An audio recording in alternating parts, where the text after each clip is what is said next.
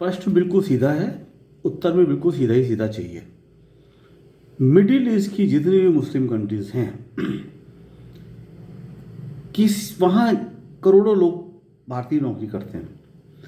किसी भी कंट्री में कोई भी केस आपने सुना कि उन्होंने कहा हो कि बोलो कुरान को पढ़ो वरना मार देंगे? किसी ने बोला कि जय कुरान बोलो, किसी ने बोला कि जय सऊदी बोलो, किसी ने बोला कि जय शेख बोलो? किसी ने भी किसी भी हिंदुस्तानी के ऊपर इस तरह की जोर जबरदस्ती की नहीं।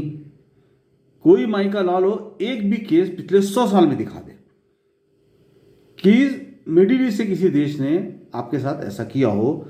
1947 के बाद से आप आज़ाद हुए हो, भारत एक आज़ाद देश के रूप में बना है, कोई भी बता दो, किसी ने नहीं किया। क्योंकि जो इंसान होता है वो बेगैरतों वाली हरकत नहीं करता है। तो ये हुआ कहाँ पे?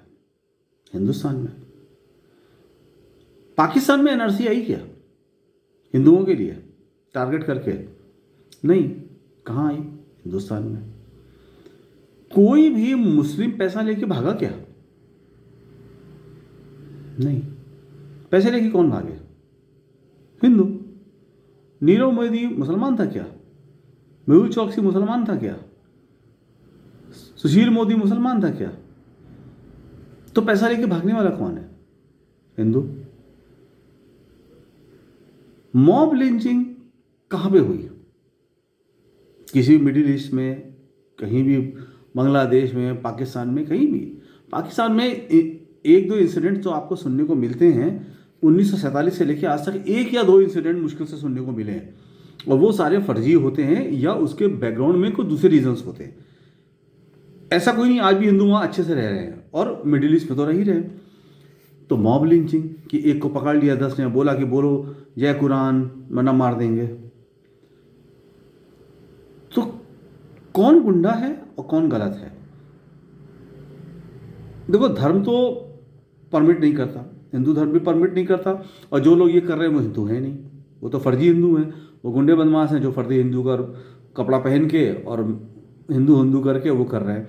हिंदू धर्म का तो उससे कोई लेना देना है नहीं। लेकिन राज्य किसका है? हिंदू का राज्य है।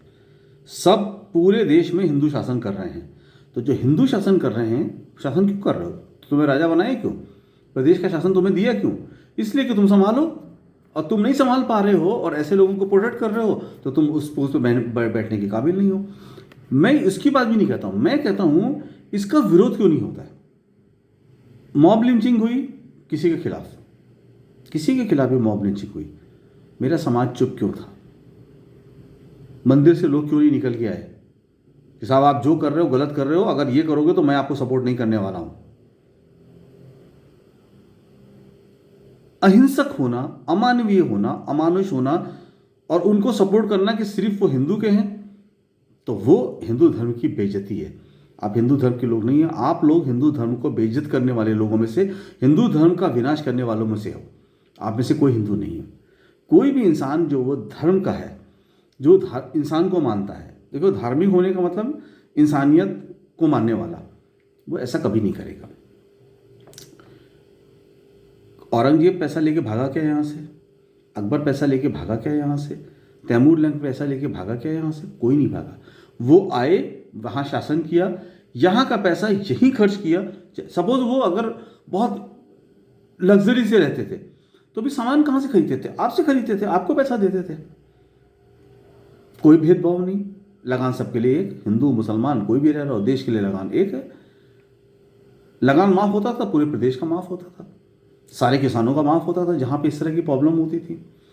इवन आज तो आपके पास नोटिस चली आती, तब तो नोटिस भी नहीं आती थी। जब लोग 6-6 महीने किराया लगान नहीं देते थे तो भाई पैसे खजाने में कमी हो गई तो राजा कहता था भाई देखो कहाँ कहाँ पैसा बकाया है, लेके वसूल करके आओ। वो भी लोग जाके बोल देते थे महाराज साहब हमारे यहाँ सूखा पड़ गया, तो इंसान है, बोलते थे कोई बात नहीं है। आपका क्या है? किसी भी राजा ने, किसी भी मंत्री का, किसी भी अमीर आदमी का लोन वेव ऑफ किया क्या? सबसे घटिया और सबसे खतरनाक हिंदुस्तान में हुआ है। मैं अमीर हूं, मैं करोड़पति हूं, मेरा लोन क्यों माफ हो? लोन माफ़ी देश के साथ गद्दारी है। लोन माफ़ी आप तब कर सकते हो किसी की डेथ हो गई या कोई पूरा बर्बाद हो गया, उसके पास कुछ है ही नहीं, जीरो पे आ गया, करोड़पति हैं, करोड़ों कंपनियां चल रही हैं, अरबपति हैं, लोन माफ। वाह, तो बाकी सबका लोन क्यों नहीं माफ? ये देश के अमीरों का है। अगर अमीरों का 8 लाख करोड़ माफ हो सकता है तो सारे गरीबों का हिंदुस्तान से सारा लोन जीरो होना चाहिए। अगर हिंदुस्तान के हर आदमी का पैसा माफ नहीं हुआ, अगर किसी का 50,000 1 लाख करोड़ भी तुमने माफ कर दिया या किसी का 50,000 भी माफ कर दिया तो सबका 50,000 माफ होना चाहिए।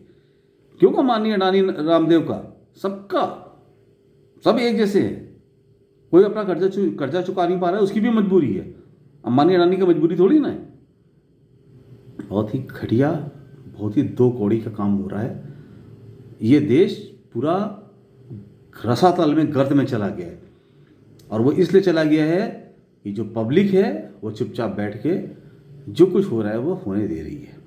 और ये वही पब्लिक है जब मुगल आए तो भी चुपचाप बैठी थी, जब ब्रिटिश आए तभी भी चुपचाप बैठी थी, और आज आप काले ब्रिटिश आ गए हैं तो भी चुपचाप बैठी हुई है। बात जब देश की होती है, देखो सब लोग लूटते थे लेकिन देश चल रहा था, खुशहाली आ रही, तरक्की हो रही थी। हो सकता भाई हम 100 किलोमीटर की स्पीड की जगह से हम 40 किलोमीटर की स्पीड से चल रहे थे, 30 किलोमीटर की स्पीड से चल रहे थे, चल तो रहे थे। अभी क्या हुआ, ब्रेक लगा के पीछे और गाड़ी को तोड़ के लूट लो, ये हो रहा है आज की डेट पे ना। आज तो देश नहीं चल रहा है, गाड़ी चल नहीं रही है, गाड़ी को रोक भी दिया और पीछे भी कर दिया, और जो गाड़ी बची है उसको भी तोड़ के उसके पहिए लूट के लेके जा रहे हैं। ये हो रहा है, तब में और अब में ये अंतर है। इसीलिए तब बहुत अच्छा था, आज बहुत घटिया है। और तब भी तुम्हें शर्म नहीं आती तो तुम कितने बड़े घटिया हो ये खुद सोच लो। Thank you.